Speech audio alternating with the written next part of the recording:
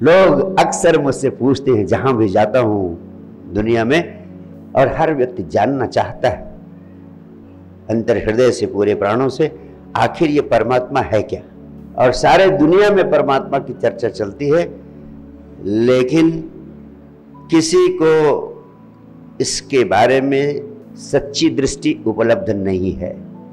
जहां तक मेरा अनुभव है, जिनसे मैं मिला हूं, जिनसे मैं बात करता हूं, या वह सारे लोग जो धर्म के नाम पर, अध्यात्म के नाम पर कुछ न कुछ करते हैं, जब भी उनसे मेरा इंटरेक्शन होता है, कोई बातचीत होती है, इतना भ्रम है लोगों के चित्त में, इतनी अज्ञानता है, और उन सब चीज़ों के बावजूद उन्हें भीतर से कहीं ना कहीं ये प्रतीत भी है कि वे धार्मिक है।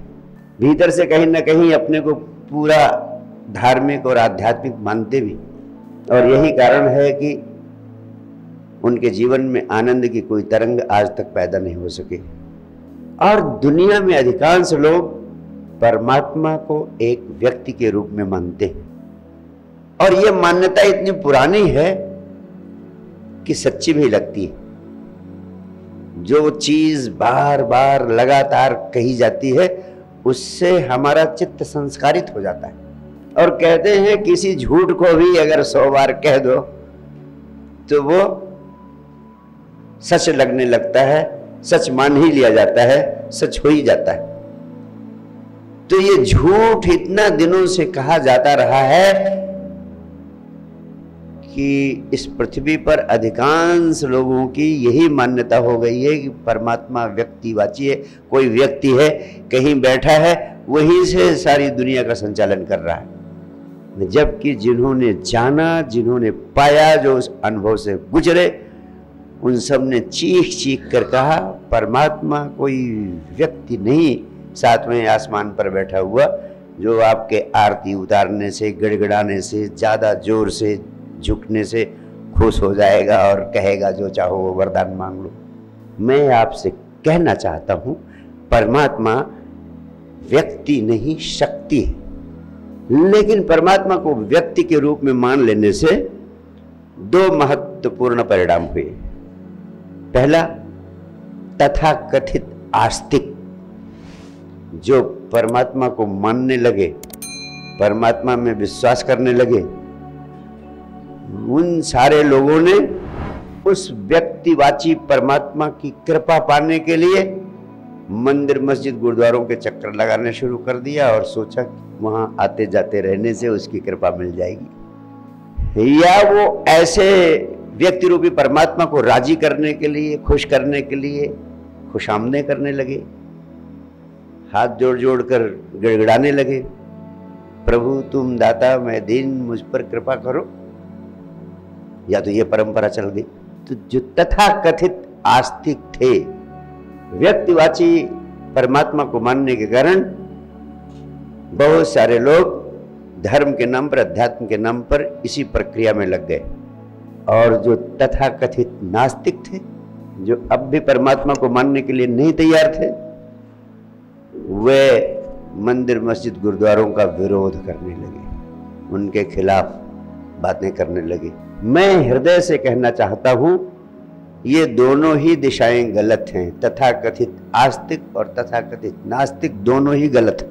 एक तीसरी दृष्टि, सच्ची दृष्टि, जो पृथ्वी के सभी संबुद्ध सद्गुरुओं के अनुभव की दृष्टि है, उसके अनुसार परमात्मा परम सौंदर्य, परम प्रेम, परम आनंद और परम मौन, परम शांति के रूप में आदमी के जीवन में प्रकट होता है। यानी परमात्मा व्यक्ति नहीं, वो सिर्फ एक अनुभव है। किस चीज का अनुभव? सत्यम शिवम सुंदरम का अनुभव, परम शांति, परम आनंद का अनुभव। और वह अनुभव आपके आरती उतारने और गिड़गिड़ाने से नहीं मिल सकता है, क्योंकि वहां देने वाला है ही नहीं कोई जहां तुम गिड़गिड़ाते हो। यह उपलब्ध होता है तो सिर्फ तुम्हारे जागने से उपलब्ध होता है। अगर तुम जाग जाओगे तो ये संपदा तुम्हें मिलेगी। और जब तुम जाग जाओगे तो ये सारा अस्तित्व बिल्कुल बदल जाएगा तुम्हारे लिए। रहेगा वही, लेकिन तुम्हें इसका असली स्वरूप दिखने लगेगा। तुम्हारे इस अस्तित्व के एक एक अण, एक एक कण में, इन वृक्षों में, इन पत्तों में, इन पशुओं में, सारी सृष्टि में आपको परमात्मा ही हंसता खेलता हुआ नजर आएगा।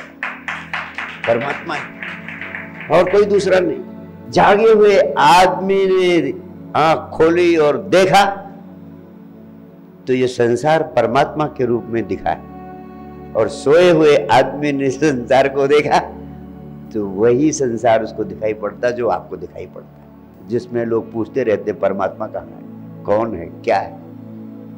जब जाग जाओगे तब तुम्हें पूछना नहीं पड़ेगा परमात्मा क्या है, कौन है, कहाँ है। जिधर दृष्टि पड़ेगी उधर परमात्मा ही दिखाई पड़ेगा। परमात्मा के अलावा कुछ दिखाई पड़ ही नहीं सकता है। तो जागो, जागते ही परमात्मा प्रकट होता है।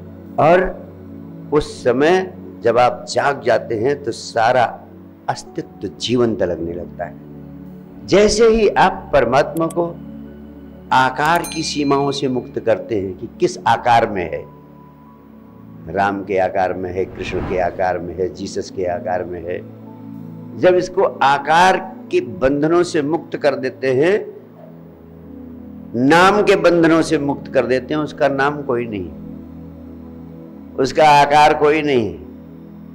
जब मंदिर, मस्जिद, गुरुद्वारे और गिरजाघर की सीमाओं से उसे मुक्त कर देते हैं तो जो अनुभव होता है, इस अस्तित्व में जितने आकार हैं सब उसी के आकार दिखाई पड़ने लगते हैं, सब परमात्मा के आकार।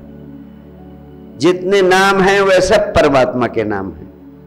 कोई दूसरे का नाम, कोई दूसरा नाम है ही नहीं परमात्मा के अलावा। सारे नाम परमात्मा के हैं, सारे आकार परमात्मा के हैं। और मैं आपसे कहना चाहता हूं, फिर ये सारा ब्रह्मांड परमात्मा का मंदिर दिखने लगता है। कहीं अलग से मंदिर खोजने की आवश्यकता ही नहीं पड़ती है।